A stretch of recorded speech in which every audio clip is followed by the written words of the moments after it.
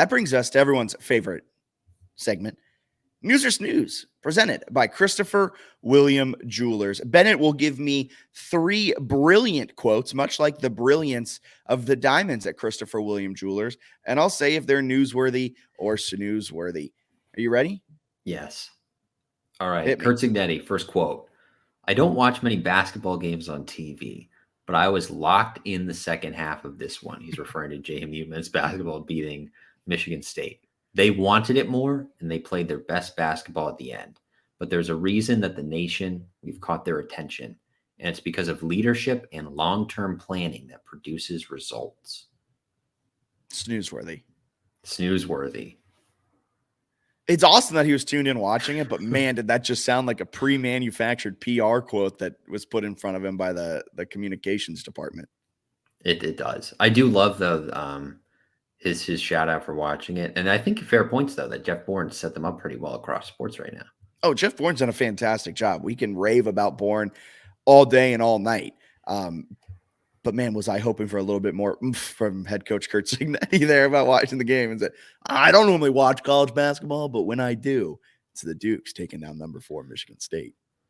Yeah, kind of was having some trouble finding some great quotes this week, but here we'll go with a Tom Jim Izzo. Mora Jr. probably not giving you a lot. No, we'll go with Tom Izzo here on a good one. Quick one, though. They outplayed us. They deserve to win. Tom Izzo on JMU men's basketball beating the Spartans. Newsworthy. Did you hear his other quote too? Like how he started that quote? I told you guys this was going to be a tough one. I didn't think it'd be that tough. What a guy. He sounded very sad after that one. And in his pregame for the next one, he was pretty bummed. My favorite part was the announcers keep bringing up, it's going to be an awkward Thanksgiving, isn't it? Yeah. No, because they're both playing in tournaments, dummies.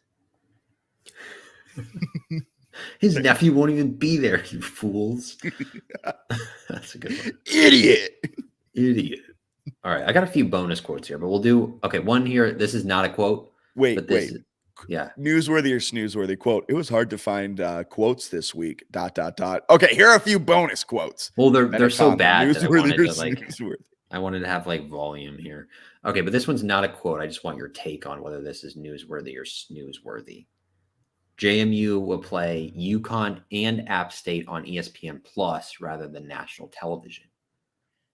It's fine. That's not so there are a lot of JMU fans that are like, I can't believe we got demoted. No. We have been getting promoted. This isn't, you do not expect national ESPN every week. That is the promotion. That is the icing on the cake. Be happy we have the cake and we no longer are eating, fruit cake that is given to you at Christmas when it was on Flow Sports. Be happy that the cake is ESPN Plus. Also worth noting, I believe Shane Metlin said this as well, but it's a great point. And it's something we talked a lot about at CBS when I was there. I was at CBS in 2020, kind of at the forefront of Paramount Plus, and when sports really became more of a streaming thing.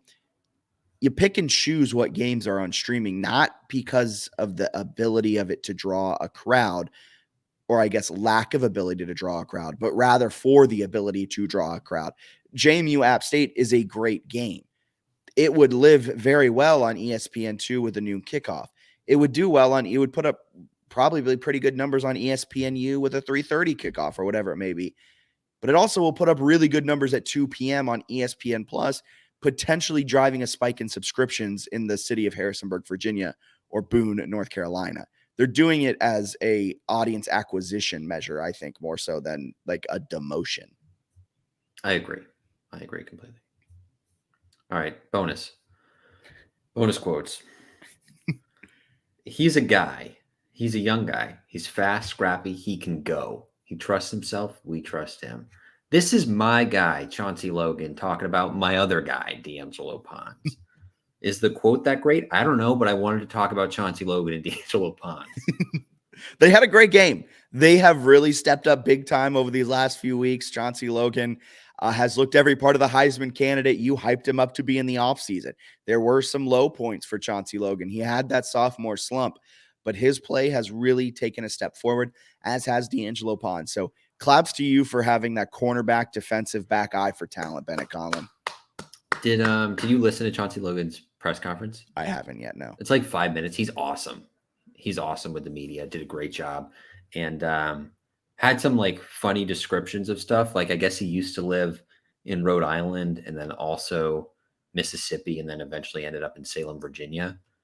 And they asked him why, and it was like for family reasons, where they picked the middle of Rhode Island and Mississippi for like travel to like reach other family. He was like, it's not a 24-hour drive anymore, so it's good. I was like, I love this guy. He's the best. Okay, last bonus one. This one's not very good. This is from Kurt Signetti, referring to sort of the waiver stuff and then the team having to play. The president's doing his job. Jeff's doing his job. I got to do my job. They got to do their job because you got to be able to control what you can control. That's a good quote. Yeah. That's a good quote. Put that on a throw pillow. A lot of jobs to do. A lot of jobs to do when you're trying to get a waiver. A lot of jobs. For what it's worth, JMU is still ineligible, folks. I thought that was pretty well said, though, overall, where it's like they're doing what they got to do with the waiver, and we got to keep winning football games. And if it all sort of comes together magically, he didn't add that part, but I did.